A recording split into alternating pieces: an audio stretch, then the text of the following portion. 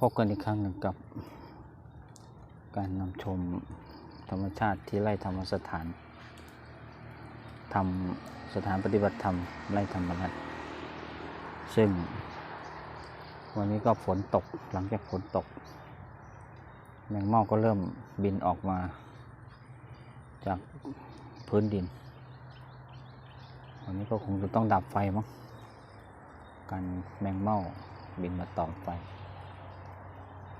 นี่คือบรรยากาศหลังฝนตกสดชื่นแจ่มใสมากๆนี่ก็มีคลองมีเพื่อนสีขาชนิดหนึ่งเขาเรียกว่าตัวเฮ่เยอะเลยถ้าตัวใหญ่ๆเนี่ยก็คงจะตัวเท่าประมาณนี้โคนต้นไม้นี่ก็มีใหญ่จนน่ากลัวก็เท่ากับจระเข้น้อยประมาณนั้นนี่คือถนนทางออกนี่ก็เป็นต้นยูคาลิปต์ที่ปลูกเป็นแถวนู่นตัวอันนี้ตัวเล็กไม่ใช่ตัวใหญ่เป็นตัวเล็กไม่ใช่ตัวใหญ่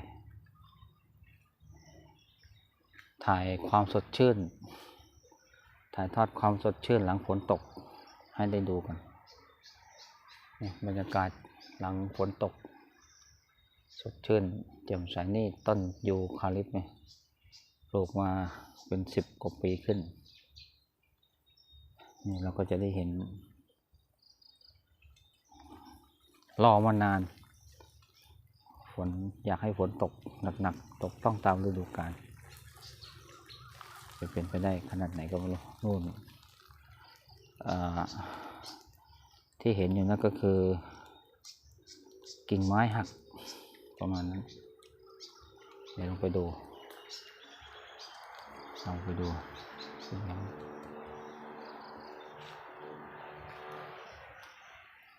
ถ่ายให้ดูไปเรื่อยๆวันนี้ตกพรำอีกสักคืนก็น่าจะดีนะชดเชยที่ฝนไม่ค่อยจะตก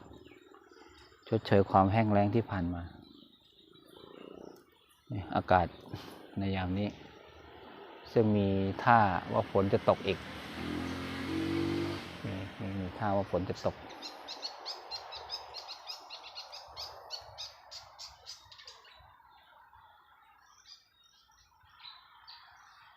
เดินไปเรื่อยๆเดินไปดูรู้สึกกิ่งไม้จะหักก็เพราะมีลมแรงเพราะว่าหักจากยอดนี่เองนี่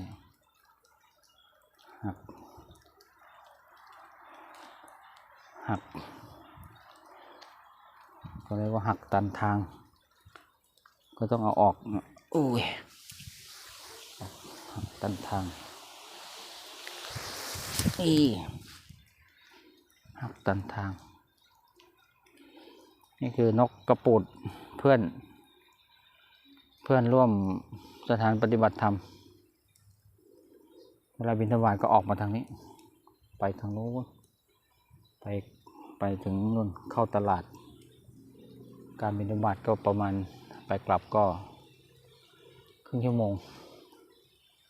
อาหารก็อุดมสมบูรณ์ดีมีพอมาที่กุฏิเจ้าสำนักแล้วก็เอากับข้าวใส่บาตรก็มาฉันที่กุฏิเลยอยู่ที่นี่ไม่มีอะไรมากอยู่กันแบบพี่น้องกันเองมีเวลาที่จะปฏิบัติธรรมอะไรได้เต็มที่เลยถ้าคนใฝ่ใจที่จะทำนะมีเวลาส่วนตัวมากไม่ต้องทำอะไรเลยก็ทำหน้าที่ของพระของเนรไปตามเรื่องหน้าที่ของพระของเนรของสมณะของนักบวชก็คือศึกษาธรรมปฏิบัติธรรมเพื่อสัมผัสผลแล้วก็เผยแผ่ธรรมะทำให้คนรู้เข้าใจธรรมะที่พระเจ้าประกาศแสดงไว้ดีแล้วโดยการพยายามให้ความรู้ความเข้าใจนำผู้คนเข้าสู่ภาคปฏิบัติโ โดยการแบ่งหน้าที่ระหว่างบรรพชิตนักบวชกับฆราวาสญาติโยมไว้หน้าที่ของพระนี่ที่มีตัวโยม6 อย่างด้วยกันเช่นห้ามไม่ให้ทำความชั่วอะไรที่เป็นความชั่วเป็นความผิดหน้าที่ก็คือห้ามปรามไม่ให้ทำชี้ถึงผลร้ายผลไม่ดีของความชั่วที่กำลังทำให้เกิดหิริความละอายต่อบาปโอตปะให้เกิดความเกรงกลัวต่อผลของความชั่วที่กำลังทำนั้นจนเขาเห็นจริงเห็นจังเป็นสันทิฏฐิโกสามารถหยุดยั้งความชั่วได้ทั้งที่เคยทำมาที่เคยทำมาแล้วกับกำลังจะทำต่อกำลังจะทำก็หยุดได้ถ้าปฏิบัติตามคำสอนของพระพุทธเจ้า 1. ห้ามไม่ให้ทำความชั่ว 2. แนะนำให้ทำคุณงามความดีแนะนำให้ทำคุณงามความดีอะไรที่เป็นทางที่ดีงามที่นำไปสู่ความสุขความเจริญก็ให้ทำแนะนำให้ทำชี้ทางให้ทำไปตามลำดับแล้วก็สงเคราะห์ด้วยน้ำใจอันงามอะไรที่ควรจะสงเคราะห์ได้ด้วยสงเคราะห์ด้วยอามิตรคือข้าวปลาอาหารอะไรที่พระพอจะช่วยเหลือได้เช่นคนยากไร้มาก็ให้กินข้าวกินปลาหรือญาติโยมมามีกับข้าวมีอะไรเหลือก็ให้ทานไปให้เขาได้ไปเลี้ยงลูกเลี้ยงเมียเพราะหลังจากมาทำบุญก็จะมีอาหารเหลือนี่สงเคราะห์ด้วยน้ำใจอันงามด้วยอามิตรด้วยปัจจัย4อาหารเครื่องนุ่งห่มที่อยู่อาศัยยารักษาโรคนี่คือสงเคราะห์ด้วยอามิตรด้วยวัตถุสิ่งของแต่อีกอันนึงก็คือสงเคราะห์ด้วยธรรมะก็คือการชี้แจงธรรมะที่พระพุทธเจ้าแสดงไว้ดีแล้วอันไหนที่ดีที่ชั่วที่ถูกที่ผิดควรทำไม่ควรทำก็ชี้แจงมาอย่างที่หน้าที่พระบอกว่าอะไรที่เป็นความชั่วความผิดก็ห้ามไม่ให้ทำชี้ถึงผลเสียที่จะทำที่จะเกิดขึ้นอะไรที่เป็นความดีเป็นทางดำเนินชีวิตที่ดีงามก็แนะนำสั่งสอนให้ทำให้ประพฤติปฏิบัติเพื่อให้ชีวิตมีความสุขสงเคราะห์ด้วยน้ำใจอันงามก็สงเคราะห์ด้วยวัตถุสิ่งของข้าวปลาอาหารแล้วก็สงเคราะห์ด้วยธรรมะในการชี้แจงแสดงธรรมอย่างที่ท่านบอกว่าชี้ทางบรรเทาทุกข์ชี้สุขเกษมสารชี้ทางพระนฤพานอันพ้นโศกวิโยคภัยอันที่4ก็คือให้ได้ฟังสิ่งที่ยังไม่เคยได้ยินได้ฟังธรรมะอะไรที่ยังญาติโยมทั้งหลายยังไม่ได้ยินได้ฟังแล้วเป็นประโยชน์ต่อญาติโยมก็ให้นำสิ่งเหล่านั้นมาแสดงให้ญาติโยมทั้งหลายได้ฟังสิ่งใดที่เคยชี้แจงแล้วก็ทำให้เข้าใจชัดปักหลักให้มั่นในคุณงามความดีชี้ไม่ให้ทำชั่วให้ทำดีให้มากยิ่งขึ้นไปเพื่อญาติโยมทั้งหลายจะได้บรรลุถึงความสุขที่จะพึงได้รับจากการเว้นชั่วทำดีเหล่านั้นย้ำประเด็นหลักๆดำเนินแนวทางในการดำเนินชีวิตที่ถูกต้องควรดำเนินก็ชี้ทางให้เดินแนวทางในดำเนินชีวิตที่ผิดพลาดบกพร่องนำไปสู่ความทุกข์ก็สอนให้งดเว้นเสียแล้วประการสุดท้ายประการที่6คือชี้ทางสวรรค์ให้ก็คือทางแห่งความสุขให้อย่างที่พระพุทธเจ้าท่านชี้ว่าให้ทำทานในทางแห่งสวรรค์ให้รักษาศีลในทางแห่งสวรรค์เพราะทานและศีลจะนำไปสู่สักขะคือสวรรค์คือความสุขหรืออารมณ์ที่เลิศถ้าอย่างในโลกมนุษย์เราก็จะสวรรค์ก็หมายถึงอารมณ์ที่เลิศการที่เราเห็นรูปฟังเสียงดมกลิ่นลิ้มรสสัมผัสอะไรที่ทำแล้วเห็นแล้วสัมผัสและฟังแล้วทำให้มีความสุขมีอารมณ์อันเลิศอันนั้นคือสวรรค์ เห็นอะไรได้ยินอะไรได้กลิ่นอะไรได้ลิ้มรสอะไรได้ถูกต้องสัมผัสทางกายยังไงแล้วทำให้จิตใจมีความสุขปีติปราโมทย์ปลอดโปร่งโล่งเบาปล่อยวางหลุดพ้นนี่คือทางแห่งสวรรค์เนี่ยนี่คือหน้าที่6ประการที่เป็นหน้าที่พระที่จะพึงทำต่อโยมในแง่ของธรรมภาคปฏิบัติพระต้องทำหน้าที่ต่อโยม6อย่างโดยสรุปก็คือไม่ให้ทำชั่วให้ทำดีสงเคราะห์ด้วยน้ำใจอันงามให้ได้ฟังสิ่งที่ยังไม่ได้ยินได้ฟังทำสิ่งที่เคยฟังแล้วให้เข้าใจชัดเจนยิ่งขึ้นแล้วก็ชี้ทางสวรรค์ให้นี่6ประการส่วนญาติโยมทั้งหลายได้รับผลประโยชน์จากการทำหน้าที่ของพระแล้วก็พึงตอบแทนพระด้วยการทำ5ประการก็คือ1คือแสดงเมตตาทางกายกรรมต่อพระวจิกการแสดงเมตตาวจิกรรมต่อพระคือพูดด้วยเมตตาจะทำอะไรก็ทำแสดงออกทางกายก็ทำด้วยเมตตาจะพูดอะไรก็พูดวาจาอะไรถึงพระก็พูดด้วยเมตตาจะคิดอะไรถึงพระก็คิดด้วยเมตตามโนกรรมแล้วก็ไม่เป็นผู้ที่ปิดประตูคือเปิดคืออุปถัมภ์บำรุงพระเจ้าประสงค์ด้วยปัจจัย4ไปมาหาสู่พระอะไรประมาณนี้ก็ไม่จำไม่ค่อยแม่นสักเท่าไหร่แต่นี่คือหน้าที่ที่จะพึงทำต่อกันโดยสรุปพระพุทธเจ้าท่านบอกว่าพระกับฆราวาสหรือบรรพชิตกับฆราวาสเนี่ยญาติโยมทั้งหลายเนี่ยระหว่างนักบวชกับอุบาสกอุบาสิกาต่างก็ต้องพึ่งพาอาศัยกันและกันพวกญาติโยมคฤหัสถ์อุบาสกอุบาสิกาพากันถวายอามิสก็คืออาหารเครื่องนุ่งห่มที่อยู่อาศัยยารักษาโรคอะไรต่างๆเนี่ยแก่พระก็ตอบแทนพระพึงตอบแทนฆราวาสด้วย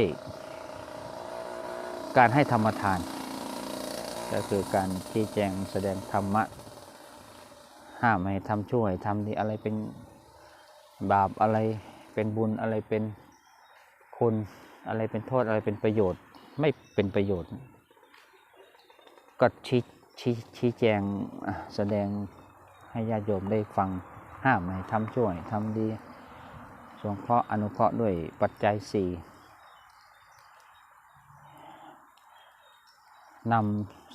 นำความรู้ใหม่ๆธรรมะที่ญาติโยมไม่เคยได้ฟังให้มาชี้แจงให้โยมฟังตอกย้ำอธิบายสิ่งที่เคยแสดงแล้วให้เป็นที่เข้าใจชัดเจนมากยิ่งขึ้นเพื่อบรรเทาความสงสัยในญาติโยมทั้งหลายแล้วก็ชี้ทางสวรรค์ญาติโยมทั้งหลายพอได้รับธรรมทานแล้วก็จะได้อานิสงส์ก็คือจะได้ฟังสิ่งที่ยังไม่เคยได้ยินได้ฟังสิ่งใดที่เคยได้ฟังแล้วแต่ไม่เข้าใจชัดก็จะมีความเข้าใจชัดเจนมากยิ่งขึ้นอะไรที่เป็นความสงสัยเป็นความเข้าใจผิดก็จะบรรเทาความสงสัยเสียได้แล้วก็ในด้านทิฏฐิความเห็นก็คือสามารถปรับความเห็นของตัวเองให้ถูกต้องตรงตามธรรมะได้นี่คือผลจากการที่พระสงเคราะห์ตอบแทนญาติโยมที่ถวายอามิสทานด้วยธรรมทานคือการชี้แจงแสดงธรรมซึ่งการชี้แจงแสดงธรรมก็เป็นหน้าที่ของบรรพชิตหรือนักบวชที่เมื่อคำนึงถึงอุปการะที่โยมได้ทำแก่ตัวเองด้วยการถวายอามิสทานแล้วก็พึงตอบแทนด้วยธรรมทานดังที่ว่าแล้วก็พยายามที่จะดำรงตนอยู่ในธรรมวินัยที่พระพุทธเจ้าทรงประกาศแสดงไว้ดีแล้วก็โดยการศึกษาโดยธรรมวินัยให้รู้ทั่วถึงว่าพระพุทธเจ้าสอนอะไรอย่างไรแล้วก็พยายามเอามาประพฤติปฏิบัติจนกลายเป็นสุปฏิปันโนเป็นผู้ปฏิบัติดีแล้วเป็นผู้ปฏิบัติตรงเป็นผู้ปฏิบัติเพื่อรู้ธรรมเป็นผู้ปฏิบัติสมควรแก่ธรรม อย่างในองค์คุณของสังฆคุณที่พระพุทธเจ้าท่านแสดงไว้ แล้วก็หลังจากนั้นได้รับผลจากการปฏิบัติก็พยายามนำคำสอนของพระพุทธเจ้ามาชี้แจงแสดงธรรมอย่างที่ว่าให้ธรรมทานอย่างที่ว่านั้นแล้วก็รักษาพุทธศาสนาแก้ปัญหาที่เกิดขึ้นจากการจ้วงจับพระพุทธศาสนาแก้ปัญหาให้ตกไปเหมือนในสมัยพุทธกาลอันนี้ก็จะ